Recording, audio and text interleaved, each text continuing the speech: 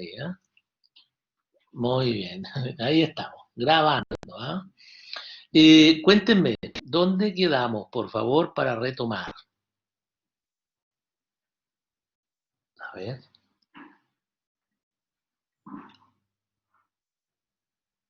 ¿Dónde estamos instalados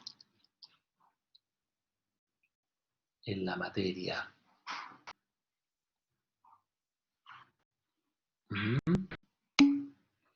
En las categorías de información. Ah, estamos en el artículo 8 ya. Estamos en el artículo 8, perfecto. Muy bien, muy bien. Específicamente la información secreta, con todo lujo de detalle, ¿ves? Con todo lujo de detalle. Muchas gracias. ¿Eh? Estamos entonces en el artículo 8. El artículo 8 decimos que contiene dos grandes principios, dos grandes principios.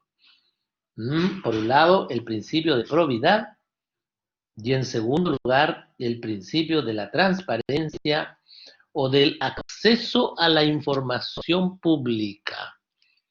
O del acceso a la información pública. Repasando un poquito, vamos a señalar entonces aquí, ¿no es cierto?, que para retomar, la información es pública cuando se coloca a disposición del público para que éste la conozca, digamos, ¿no?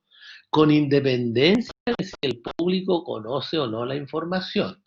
Lo importante es que está a disposición del público. ¿Dónde? Hoy día en la página, ¿no es cierto? La página del respectivo servicio, digamos, eso es lo normal, lo habitual hoy día, ¿ya?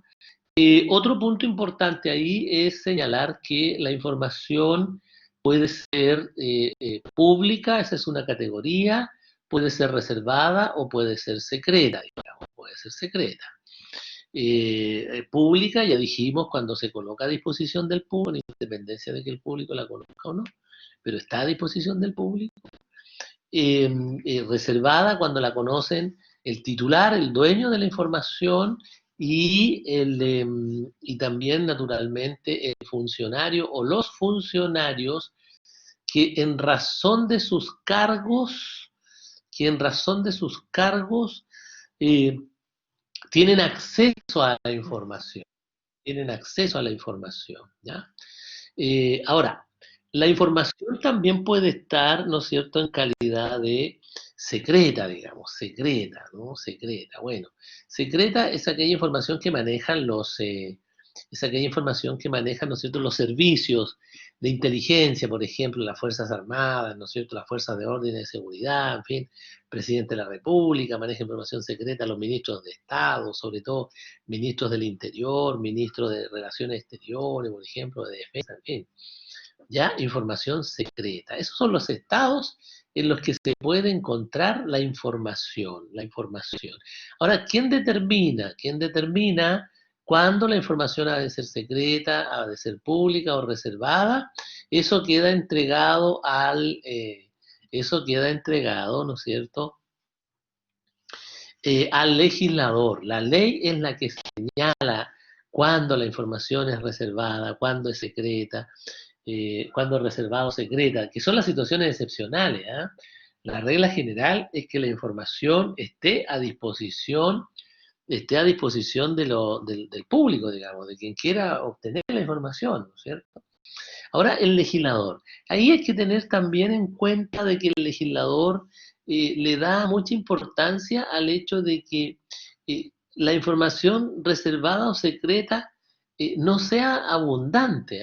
Es decir, no cualquiera podrá señalar de que cierta información es secreta o reservada, porque de lo contrario la ley de acceso a la información sería una ilusión, pues. Claro, porque si estuviera a cargo de unos pocos señalar cuándo es reservado o secreta, a cada rato estarían diciendo de que la información es reservada y por lo tanto no se puede dar a conocer, o es secreta, ¿no es cierto?, no se puede dar a conocer. Entonces, por eso es que la ley exige que tiene que ser señalado, tiene que ser aprobado por una ley de quórum calificado. Eso significa que se necesita un número importante de diputados y senadores para aprobar esas mociones sobre leyes reservadas o secretas, digamos, en que la información es reservada o secreta. ¿Ya? Ahora, el mismo constituyente señala también cuáles son los criterios o los estándares necesarios para que una información sea declarada secreta o reservada. ¿Cuándo? ¿En qué casos? ¿En qué casos? Bueno, en realidad el primer caso cuando, ¿no es cierto?, la publicidad pudiera afectar el debido cumplimiento de las funciones del órgano. Claro, cuando la publicidad de la información pudiera afectar en alguna medida, ¿no es cierto?, el cumplimiento de la función de dichos órganos, pudiera entorpecer la función de dichos órganos. Por ejemplo, si usted está llevando adelante un sumario administrativo o una investigación sumaria y le piden publicidad del sumario o de la investigación sumaria, ¿no es cierto? Ahí, por ejemplo, ese es un caso en que naturalmente se autoriza a que no se dé información, porque va a entorpecer el desarrollo del sumario, ¿no? Claro, administrativo, por supuesto, el sumario administrativo. ¿En qué otro caso la información también puede ser declarada como reservada o secreta? Bueno, cuando la revelación de los datos, la revelación de la información pudiera afectar, ¿no es cierto?, los derechos personales, pudiera afectar los derechos personales, por ejemplo, el derecho a la intimidad, el derecho a la privacidad. Si se publican determinados datos, todo el mundo va a saber, qué sé yo, cuál es el patrimonio que tiene, cuáles son las deudas que tiene, ¿verdad? Etcétera. Entonces, esas son informaciones sensibles, digamos, sensibles. En ese caso también, cuando pudiera afectar los derechos de las personas, y como ejemplo damos entonces el derecho a la privacidad, el derecho a la intimidad, ¿no es cierto? Luego, otro caso, cuando la divulgación de la información pudiera alterar en alguna medida la seguridad de la nación o el interés nacional.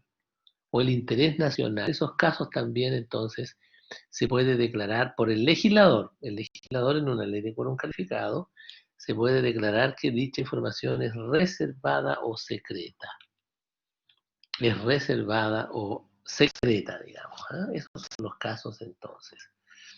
Y entonces después decíamos, claro, la seguridad de la nación o el interés nacional, la seguridad de la nación o el interés nacional. Ahí están los casos entonces en virtud de los cuales se puede pedir que la información sea declarada reservada, secreta. Debo haber señalado seguramente de que la información es dinámica, digamos, de que la información es dinámica, es dinámica. Ley de quórum calificado, por si acaso, así se llama. Y en cada caso habrá que dictar una ley, así que no hay una ley específica, digamos, sino que lo que se señala es el quórum para poder aprobar, digamos, esa ley, digamos, que se requiere de bastantes diputados y bastantes, digamos, senadores también, ¿no? Bastantes senadores. Bien. Ahora, en el artículo 8, inciso siguiente, ¿no es cierto? El inciso tercero, en el inciso tercero se nombra ahí a una serie de funcionarios que tienen que hacer una declaración de patrimonio, una declaración de patrimonio, una declaración de patrimonio. Entonces,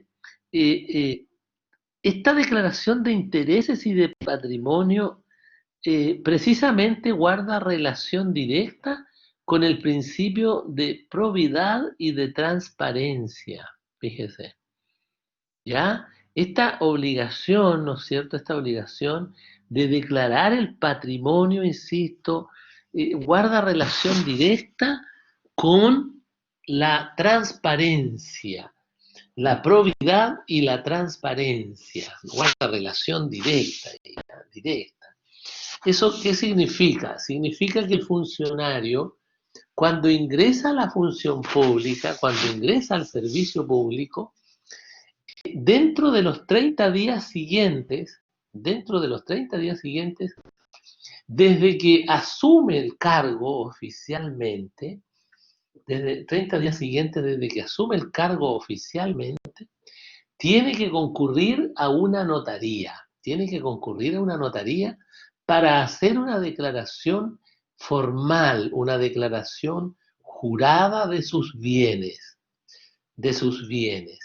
¿Y de qué bienes? Bueno, de todos los bienes más importantes que tenga, ¿no es cierto? Un auto, una casa, un campo, qué sé yo, una parcela, todos los bienes que tenga, todos los bienes que tenga. Y también tiene que declarar en el mismo, digamos, momento, en esta misma declaración de patrimonio, tiene que hacer también una declaración de las deudas más importantes, del pasivo, de los pasivos más importantes que tenga ese funcionario, ¿ah? Ahora, ¿y por qué tendrá que declarar los pasivos? Porque uno entiende que haya que declarar los activos, porque es lógico, ¿no es cierto? Porque al término del ejercicio de su desempeño profesional, a ver, si entró con una casa, 2 autos y una parcela, y sale con 4 casas, 5 autos y 2 parcelas, bueno, algo no anduvo bien ahí, porque entró con un patrimonio y con un sueldo normal, digamos, de un funcionario público. ¿Me entiendes? Entonces, eso es lo que es el cotejo, ¿no? Por eso es que se hace una declaración de bienes, digamos, y por lo tanto se hace un cotejo para ver si efectivamente conserva los bienes, digamos, que más o menos tenía, y claro, uno podrá aumentar su patrimonio al cabo de los años, pero en forma razonable, digamos, no en forma desmedida, ¿no? En forma desmedida. Esa es la razón, esa es la razón. Entonces, tiene que declarar el patrimonio. Ahora, ¿por qué es necesario que declare las deudas también, las deudas grandes, digamos, las deudas que sean significativas? Bueno, porque si el funcionario tiene muchas deudas, se puede volver vulnerable, vulnerable. ¿Vulnerable a qué? Vulnerable a las presiones, vulnerable a las presiones que pueda recibir, o vulnerable a una posibilidad de soborno, por ejemplo, ¿no? De soborno, claro, la posibilidad de soborno. ¿Ah? La posibilidad también vulnerable a la posibilidad de que pueda tomar dinero del servicio, si es que tiene acceso a dinero, por ejemplo, ¿no? Esa es la razón de por qué se tiene que hacer una declaración de patrimonio, digamos. Ahora, ¿cada cuánto tiempo debe hacerse la declaración de patrimonio? Cada 4 años se debe actualizar el patrimonio, se debe hacer una nueva declaración para actualizar su situación. Si tiene la misma situación, bueno, repetirá, ¿no es cierto?, lo que ya ha señalado, digamos, pero hay que hacerlo cada 4 años, ¿no? Cada 4 años. Y también se podría hacer antes, ¿eh?, de los 4 años. ¿Cuándo? Cuando el patrimonio del funcionario ha tenido un cambio importante, ¿eh? Un cambio importante. Y noten que hablamos de cambio importante, porque puede haber aumentado significativamente el patrimonio o puede haber disminuido significativamente el patrimonio, o haber disminuido significativamente el patrimonio, ¿no es cierto? Entonces, en esos casos hay que hacer una nueva declaración, aun cuando no se hayan cumplido los 4 años, aun cuando no se hayan cumplido los 4 años, ¿no? Claro. El plazo de 4 años, ¿qué norma lo señala? La norma que establece que los funcionarios públicos tienen que hacer una declaración de patrimonio, el estatuto administrativo. El estatuto administrativo es la ley de bases también, ahí lo puede ubicar, digamos. De manera tal de que todas estas reglas, digamos, las tienen que cumplir todos los funcionarios obligados a hacer una declaración de patrimonio. Ahora, no todos los funcionarios son obligados a hacer una declaración de patrimonio. No todos los obligados tienen que hacer esta declaración de patrimonio. Claro, no todos los funcionarios son obligados, quiero decir, no todos los funcionarios. ¿Quiénes? Fundamentalmente aquellos que tienen cargos de responsabilidad. Aquellos que tienen cargos de responsabilidad y sobre todo aquellos que tienen poder de decisión y manejan recursos públicos, porque ahí está precisamente la tentación, digamos, ahí está la tentación, ¿ya? Ahí es donde tiene que observarse el principio de probidad, el principio de transparencia y de probidad, digamos. Transparencia y de probidad. Ahí queda prueba, digamos, sometido el funcionario. El funcionario, ¿ya? Dije que esta declaración de patrimonio tiene que hacerse ante notario, y si no hay notario en la comuna, en la localidad, entonces tiene que hacerse ante otro ministro de fe. ¿Y quién podrá ser ese ministro de fe? Bueno, el oficial del registro civil. El oficial del registro civil puede ser también, digamos. En las comunas donde no haya notario, en las comunas en donde no haya notario, será el oficial del registro civil. Y si no, tendrá que viajar a una comuna donde haya un notario, porque no tiene que ser el notario de su domicilio, ni tiene que ser un notario determinado, es un notario, digamos, un notario. Y se hace en 3 ejemplares, por si acaso. En 3 ejemplares. La declaración de patrimonio debe hacerse en 3 ejemplares. 3 ejemplares. Uno para el interesado, otro para la Contraloría y el tercero para el servicio. Uno para el interesado, otro para la Contraloría y el tercero para el servicio. Para el servicio. En la oficina personal va a quedar ahí, ¿no es cierto?, esa declaración de patrimonio. De patrimonio. Muy bien, muy bien. Ahí terminamos entonces con este artículo 8, que hay que poner mucha atención. Recuerden que les encargué, me parece mucho, les encargué el artículo 62, materia de probidad de la Ley de Bases Generales de la Administración del Estado, porque ahí en el artículo 62 de la Ley de Bases están las conductas contrarias al principio de probidad. No olvidar eso. Ahí están las conductas contrarias al principio de probidad. Principio de probidad. Artículo 62. No les pido que se lo aprendan de memoria, pero sí que conozcan las conductas que contrarían severamente al principio de probidad. Al principio de probidad. Muy bien. Vamos entonces ahora al artículo 9. Vamos al artículo 9. ¿Qué contiene el artículo 9? ¿52? No. Lo que pasa es que en el 52 está la definición de probidad. Inciso segundo.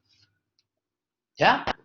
En el 52, inciso segundo, está la definición de probidad. Y las conductas contrarias a la probidad están en el artículo 62. ¿Le quedó claro, Javiera? Perfecto, muy bien. Ahí estamos.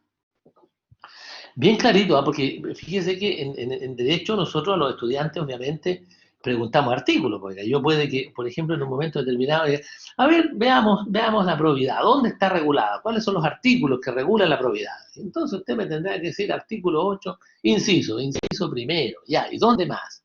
Ah, artículo 52, inciso segundo. ¿Y qué tenemos ahí? La definición. Ya, ¿y dónde más trata el legislador la probidad? Y ahí usted me dirá artículo 62. ¿Y qué tenemos ahí? Ah, las conductas contrarias a la probidad. Perfecto. Con respuesta como esa, un 7 al tiro. ¿Ves? Bueno, es un ejemplo nomás. De ahí que lleguen al 7 hay que estudiar bastante. Puede ser, la escala va de 1 a 7, digamos, así que no hay inconveniente con eso. Pero hay que estudiar, hay que estudiar. Muy bien, vamos al artículo 9 entonces. Vamos al terrorismo, el terrorismo. ¿Qué dice la norma ahí? Dice que el terrorismo en cualquiera de sus formas es por esencia contrario a los derechos humanos. El terrorismo en cualquiera de sus formas es por esencia contrario a los derechos humanos. Una ley de quórum calificado determinará las conductas terroristas y su penalidad. Una ley de quórum calificado determinará las conductas terroristas y su penalidad. Y su penalidad. ¿Ya? ¿Qué es el terrorismo? ¿Qué es el terrorismo? Un concepto de terrorismo. El terrorismo consiste en el despliegue de ciertas conductas destinadas a provocar en la población el justo temor de ser víctima de actos de terror. ya sea por medios incendiarios, ya sea por medio de explosivos, por medio de fuego, armas de fuego, o armas de alto poder de destrucción, por medio de veneno o por medio de sustancias infecciosas, o por medio de sustancias infecciosas, ¿ya? Con el propósito de provocar el justo temor, ¿no es cierto?, de ser víctima de un acto de esta naturaleza. Por lo tanto, el terrorismo no es una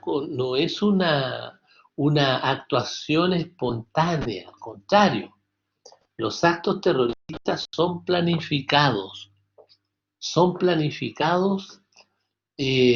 con antelación, son preparados. Normalmente los actos terroristas no los comete una persona individual, aislada, sino que por lo general son células terroristas formadas por varios individuos, ¿no es cierto? Y que tienen como propósito desestabilizar el orden institucional, ¿no es cierto? Causar temor en la población. Y por lo tanto, el terrorismo busca, ¿no es cierto?, afectar los derechos esenciales que emanan de la naturaleza humana. Entiéndase el derecho a la vida, el derecho a la integridad física y psíquica de la persona, ¿no? Otros derechos como también el derecho de propiedad, el derecho de propiedad. Ahora, en esta materia hay que señalar también ahí cuáles son las motivaciones, ¿ah? ¿Qué es lo que mueve a un sujeto para ejecutar conductas terroristas? ¿Qué mueve a un sujeto para ejecutar conductas terroristas? Bueno, las motivaciones pueden ser variadas, ¿no? Puede ser de tipo religioso, por ejemplo, fanatismo religioso, pueden ser de tipo ideológico, pueden ser motivaciones de tipo mercantil, pueden ser motivaciones de tipo, dije religioso, ¿no es cierto? Religioso, dije, ideológico, político, ¿ah? Puede ser también por motivaciones políticas, por reivindicaciones, en fin, las motivaciones pueden ser variadas. Ahora, esta materia, si bien está reglada en el artículo 9, pero el detalle de esta materia está reglada en la ley que regula precisamente las conductas terroristas y su penalidad, que es una ley de quórum calificado, digamos, ¿no?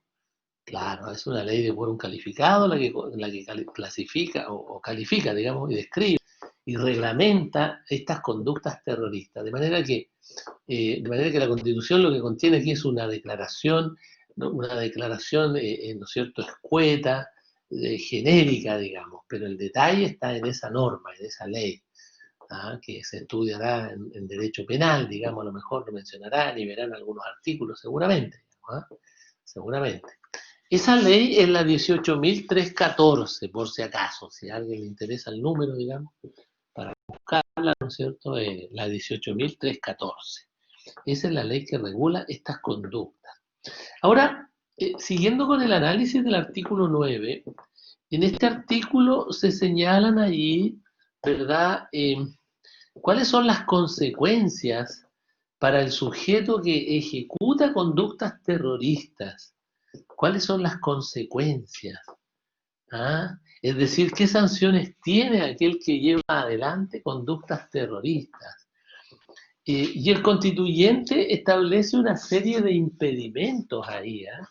Establece una serie de impedimentos de tal manera de que aquel que ha sido condenado por conductas terroristas queda, digamos, con bastante bien apremiado, digamos, ¿eh? Bien apremiado, bien apremiado.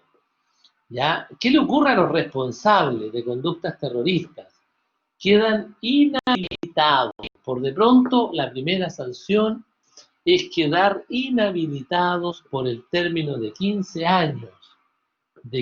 años para ejercer funciones o cargos públicos, sean o no de elección popular.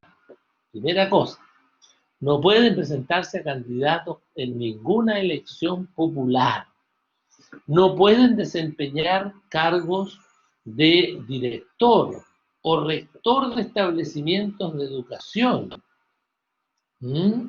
Quedan inhabilitados para explorar algún medio de comunicación social o para ser director o administrador del mismo medio de comunicación social, entiéndase radio, televisión, diario, o desempeñar, ¿no es cierto?, funciones relacionadas con la emisión y difusión de opiniones o informaciones, ¿ah? Ni tampoco podrá ser dirigente de organizaciones sindicales, por ejemplo, u organizaciones políticas o de carácter empresarial, estudiantil o gremial, ¿ah?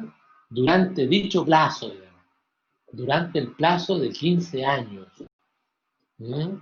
Ahora, esas sanciones, esas prohibiciones con que quedan, son todas compatibles con otras inhabilidades, ¿no es cierto?, que por mayor tiempo pudiera establecer la ley. Ahora, aquí hay un elemento importante en este artículo, en este párrafo, digamos, inciso que acabamos de ver, hay un elemento importante a acatar. Las prohibiciones que tiene la persona que ha ejecutado actos terroristas tienen todas un elemento común, y es que se trata de impedir que la persona que ha ejecutado actos terroristas tenga la posibilidad de ejercer liderazgo, de ser dirigente, dice ahí, en fin, explotar medios de comunicación social. Es decir, se trata de que la persona pueda provocar la menor influencia posible en otros, digamos, en otros que lo pudieran seguir. Durante 15 años, fíjense, es un tiempo significativo en la vida de una persona, 15 años, no deja de ser. ¿Ya? Ahora, luego, hacia el inciso tercero, hay otro dato importante ahí, y es que para todos los efectos legales, las conductas de los terroristas se han de considerar como delitos comunes y no políticos, para todos los efectos legales. ¿Ya? Los delitos a que se refiere entonces, en el caso del inciso anterior, deben ser considerados siempre como comunes y no políticos para todos los efectos legales. Ahora, ¿qué importancia tiene esto de que esas conductas sean consideradas como delitos comunes, digamos, de delincuencia común, y no como políticos? ¿Qué consecuencia tiene eso? O sea, ¿por qué se declara de esa manera?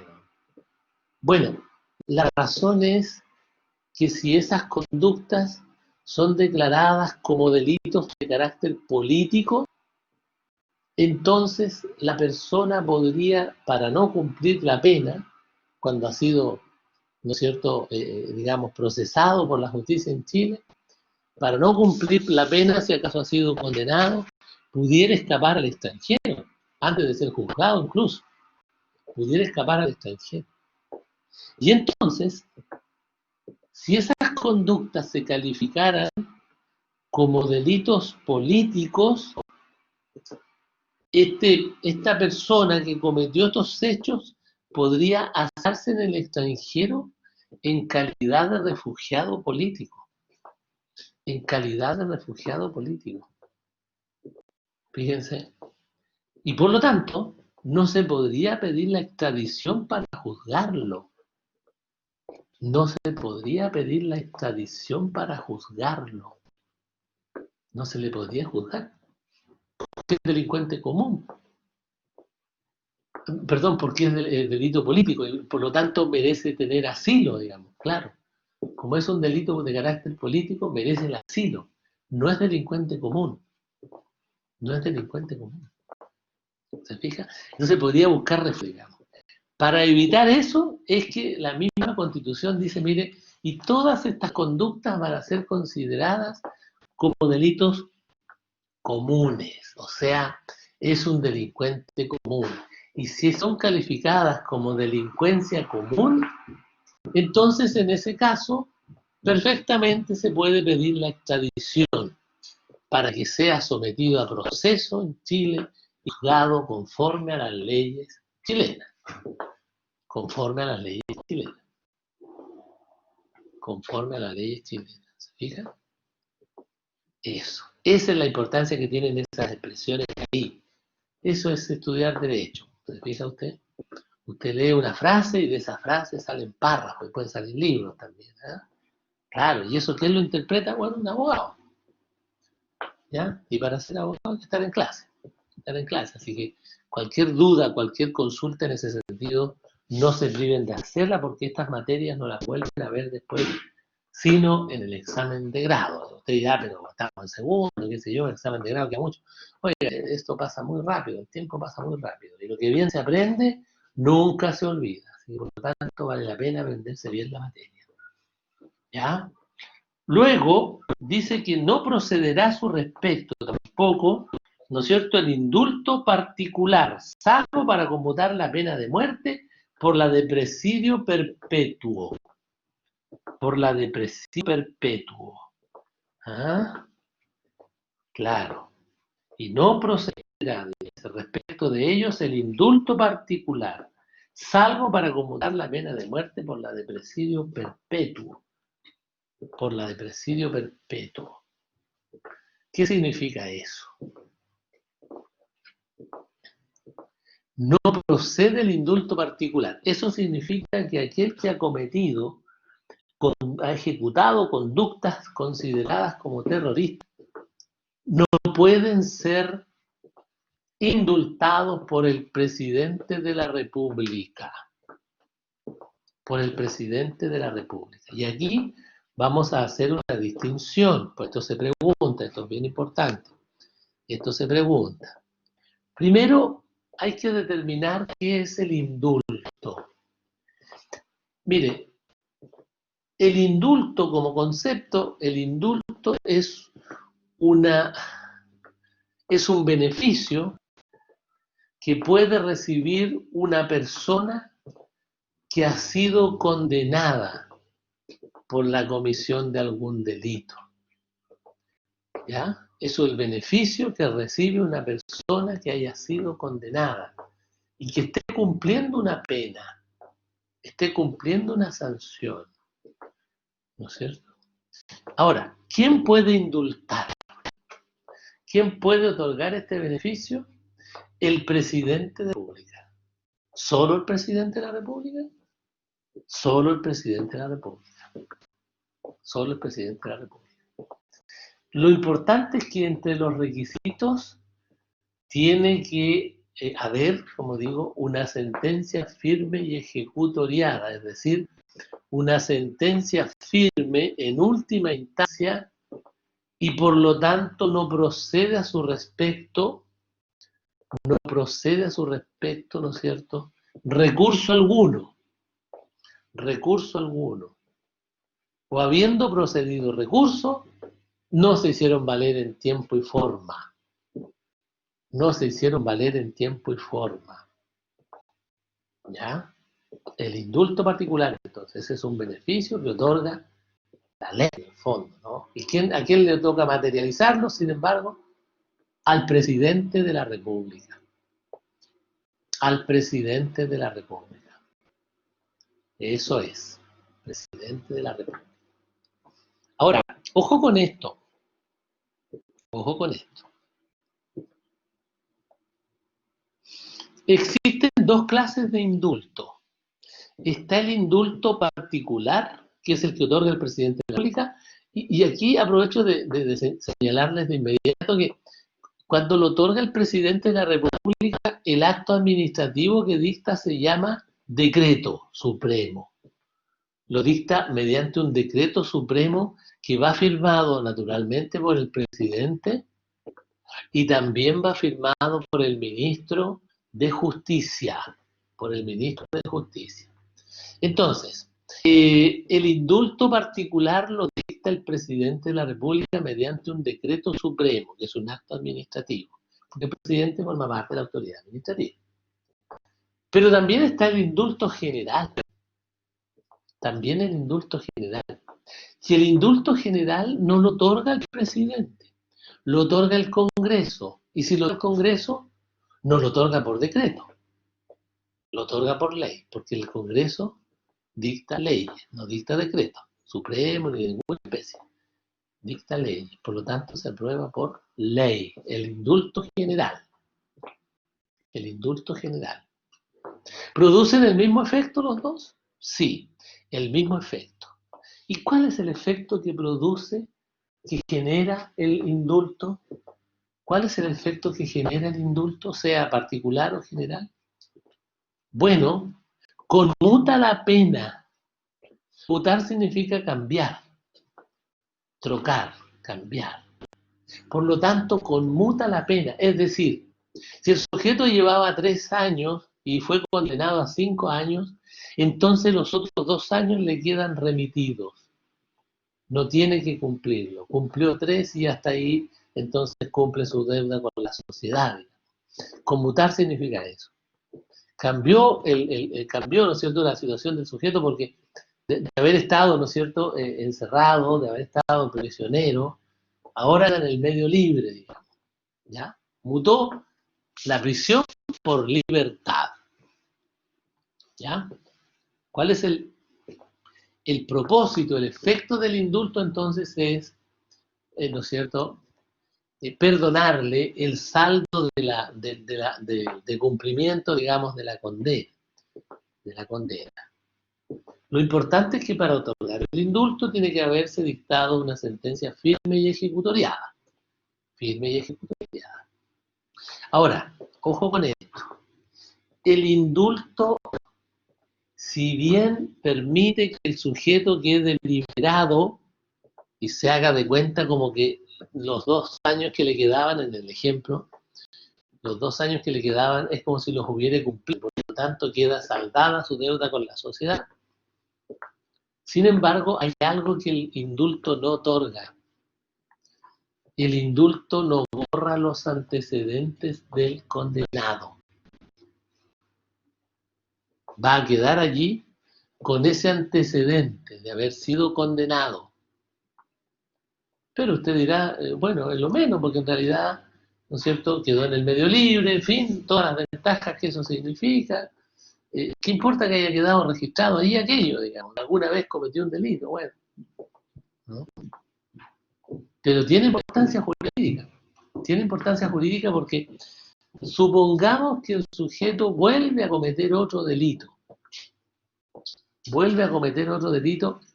En ese caso no va a poder hacer uso de las atenuantes y de una específica de ellas. No va a poder hacer uso de la irreprochable conducta anterior. No va a tener irreprochable conducta anterior. Porque si bien va a parecer que está libre, porque fue indultado, al revisar el expediente va a aparecer allí, que alguna vez fue condenado y por lo tanto no puede aspirar a hacer uso ahora de esa atenuante, ¿no es cierto?, de la irreprochable conducta anterior.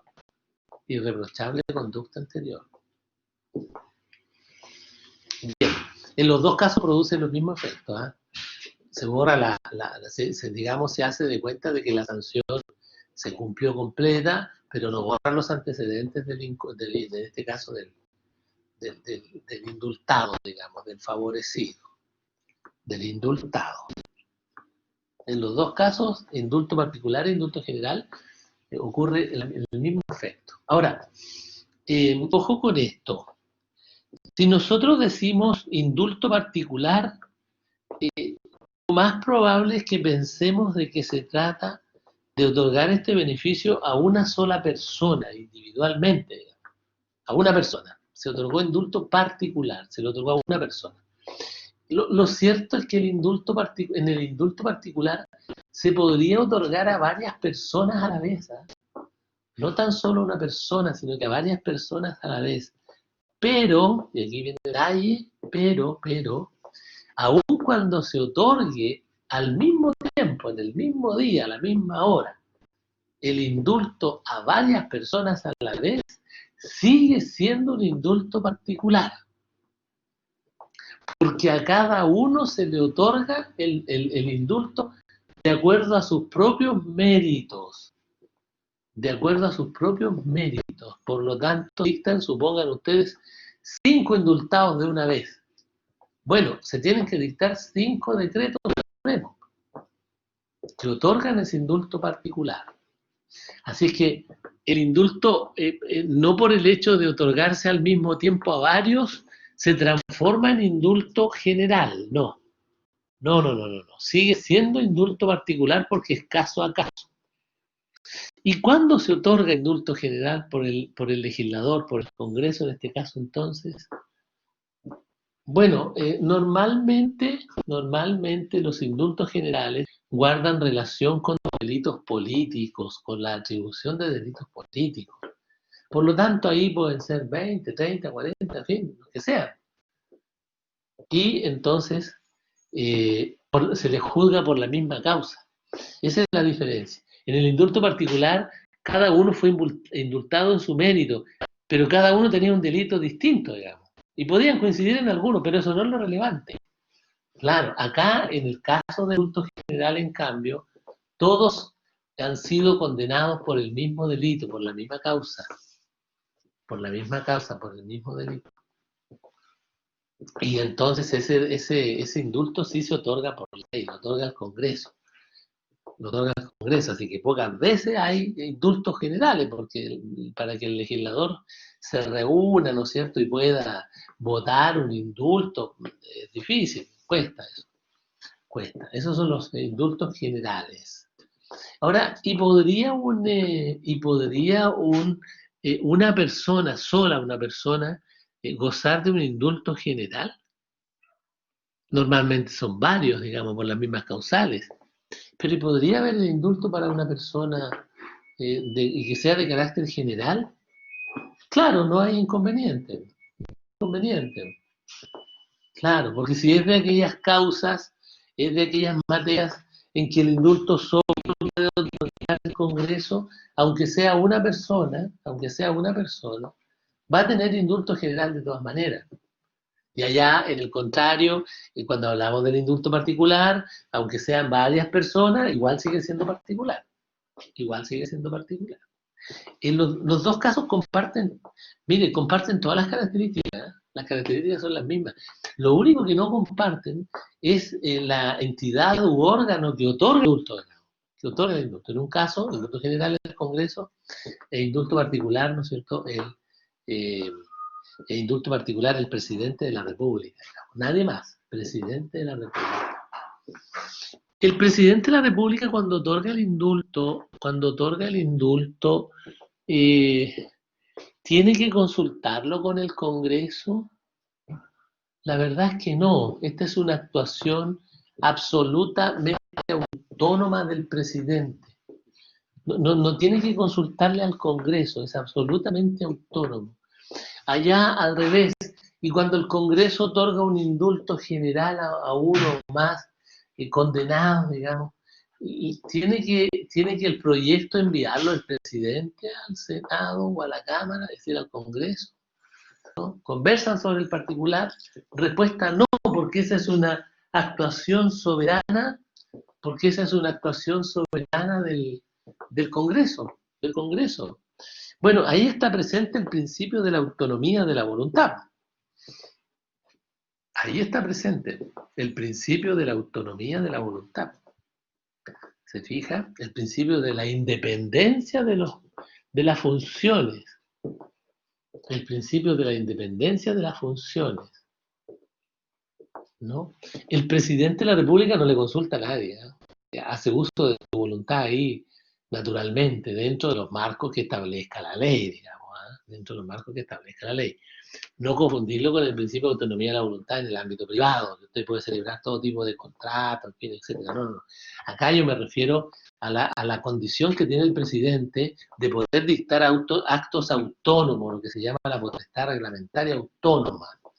¿Ah? La potestad reglamentaria autónoma, ojo con eso, en donde dicta resoluciones y no tiene que preguntarle a nadie, digamos, es completamente autónomo, completamente autónomo. Y el Congreso es independiente para dictar, digamos, las resoluciones que estime pertinentes, para otorgar estos indultos generales. Estos indultos generales.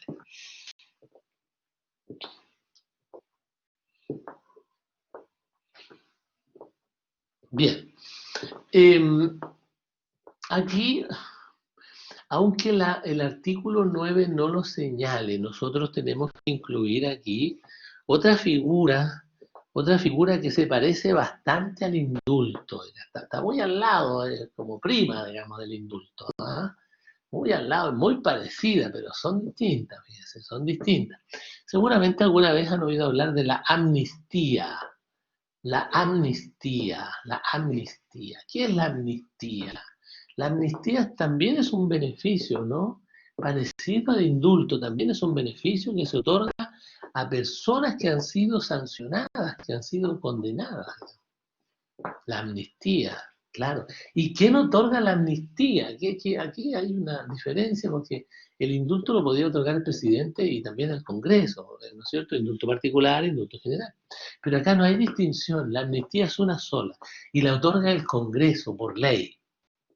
Y la otorga el Congreso por ley. Normalmente la amnistía se otorga a personas que han sido condenadas o sancionadas por razones políticas, ¿eh? Razones políticas, por razones de etnia, de repente también ocurre en Europa, por ejemplo, han ocurrido en el pasado, digamos, ¿no es cierto? Europeo, en fin, pero es un beneficio que se otorga normalmente a personas que han sido políticamente, digamos, perseguido, etcétera, ¿no? Y se otorga a varias personas la amnistía normalmente. Digamos. Ahora, ¿cuál es la diferencia radical con el indulto? Que en el caso de la amnistía, cuando el Congreso amnistía a alguien, le otorga este beneficio, desaparecen todos los antecedentes de esa persona. Quiero decir, queda con sus antecedentes absolutamente inmaculados, impolutos, limpios, prístinos. ¿Ya? Y eso tiene importancia porque en ninguna parte va a aparecer que esa persona había sido condenada. Que esa persona había sido condenada. Entonces, la amnistía en ese sentido es bastante más radical que el indulto, digamos. Y por eso es que también la amnistía la otorga el Congreso. La otorga el Congreso mediante una ley. Mediante una ley. No la otorga el presidente, no la otorga una persona. Son varias las personas que otorgan la amnistía. Son varias las personas a quienes se otorga. Y son varias las que lo otorgan porque son los congresales. Y normalmente estos casos requieren de quórum especial, digamos. Requieren de quórum especial, por lo tanto, es sumamente relevante ahí que tengan además en cuenta las diferencias, digamos, ¿eh? La diferencia, claro. ¿Cómo se obtiene la amnistía? Consiguiendo la voluntad de los congresales. Normalmente se hace lobby para eso, ¿eh? Claro, porque se otorga, la amnistía se otorga muy pocas veces, porque usted tiene que contar con la voluntad de muchos políticos, digamos, de muchos políticos, ¿no es cierto? Claro, imagino que para borrar todos los antecedentes debe tener requisito especial. Claro, que se haya declarado la amnistía respecto a la persona. Entonces, una vez que por ley se otorga ese beneficio, esa disposición va al servicio de registro civil e identificación. ¿Ya? Y allí entonces se borran los antecedentes del sujeto. Así como también cuando la persona ha sido condenada también los antecedentes van quedando en el registro civil, digamos, van quedando en el registro civil. ¿Ya? En el registro civil. A ver, veamos aquí, ¿cómo se obtiene la amnistía? Imagino que para borrar todos los antecedentes debe tener un requisito especial. No, ningún requisito especial, pues haber sido amnistiado, haber sido favorecido, digamos, ¿eh? Haber sido favorecido. ¿Mediante qué tipo de ley se dictan un indulto o amnistía? Ley de quórum calificado, normalmente, ¿eh? Claro, ley de quórum calificado. En cada caso los congresales lo deciden, pues puede ser por los 3/5, puede ser los 4/7. Ahí determinarán qué quórum, digamos, ¿no es cierto? Podrá ser quórum, mayoría absoluta mayoría absoluta de los diputados y senadores presentes en sala, o puede ser mayoría absoluta de los diputados y senadores en ejercicio, por ejemplo. ¿Se fija? En cada caso, digamos, se evalúa. Ahora, en cuanto al mérito, que no son requisitos especiales, no son requisitos especiales. Ahora, aquí sí hay un hecho que no puede estar presente, no puede estar presente. Por ejemplo, tanto en el indulto como en la amnistía no puede haber de por medio hechos de sangre. Por eso es que, de acuerdo con el artículo 9, las conductas terroristas no son susceptibles de indulto. No son susceptibles de indulto. ¿Por qué? Porque, como dijimos delante, normalmente las conductas terroristas traen como consecuencia el daño a la vida, por lo tanto hay hechos de sangre ahí, de manera tal de que no se otorga cuando hay hechos de sangre de por medio. Y hoy día, el otro presupuesto que también debe darse es que no debe tratarse, la condena no debe haber sido por lesión a algún derecho esencial que emana de la naturaleza humana. Volvemos a la misma situación, porque ¿cuáles son los derechos que lesionan derechos, digamos, esenciales de la naturaleza humana? El derecho a la vida, el derecho a la vida, el derecho a la libertad personal, el derecho a la igualdad, etcétera, ¿no? Claro, por ejemplo, si alguien es condenado porque secuestró a personas, y esas personas, por ejemplo, además de perder la libertad, perdieron la vida. Bueno, difícil que los indulten, difícil que los amnistíen. Por eso les digo, la amnistía se otorga muy pocas veces y normalmente se otorga a los que han sido perseguidos políticamente. Imagínense el pecado de a los que persiguen políticamente. Es decir, ¿cuál es el pecado? ¿Cuál es el mal de la persona? ¿Por qué la condenaron? Bueno, porque pertenecía a un partido determinado. Claro. Entonces, ¿me entienden? No hay una lesión que haya causado a esa persona realmente, salvo que haya participado en algún delito terrorista. Perdón, en alguna conducta terrorista. Y algún delito que tenga esas características. Por eso es que además la amnistía es escasa, primero porque principalmente diríamos, ¿no? Porque no puede haber hechos de sangre por medio, no pueden haberse lesionado derechos esenciales que emanan de la naturaleza humana, y además lo más difícil es contar con el voto de los parlamentarios, contar con el voto conforme de los parlamentarios. Claro, y muchas veces ni siquiera se va a atender objetivamente a los antecedentes del que está solicitando el beneficio. Claro, porque si lo propone, ¿no es cierto?, un político de una corriente, el otro no va a querer, y probablemente, aunque no tenga razones, le va a decir que no. ¿Me entiendes? Entonces, porque es un tema político, y la cosa política es compleja. Es compleja porque hay intereses en juego, qué sé yo, hay orgullos también ahí, etcétera. Así que por eso cuesta. Cuesta un poco menos en el caso de los indultos particulares. ¿Por qué razón? Porque depende de la voluntad de una sola persona, del presidente nomás. Depende de la voluntad de una sola persona, solo del presidente de la República, digamos. ¿Ya? Del presidente de la República. Bueno, en la última parte del artículo 9, se señala que los delitos a que se refiere el inciso anterior, dice, serán considerados siempre, ¿no es cierto?, como comunes y no políticos para todos los efectos legales. Eso ya lo analizamos.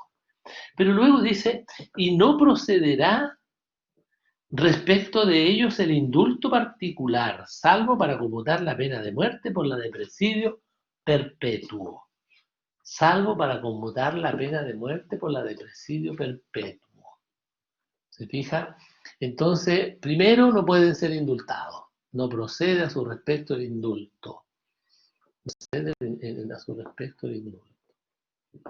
La única beneficio que podría caber en ese caso, dice la norma ahí, es que si la persona ha sido condenada a muerte, el beneficio consista en condenarlo a cadena perpetua. Condenarlo a cadena perpetua.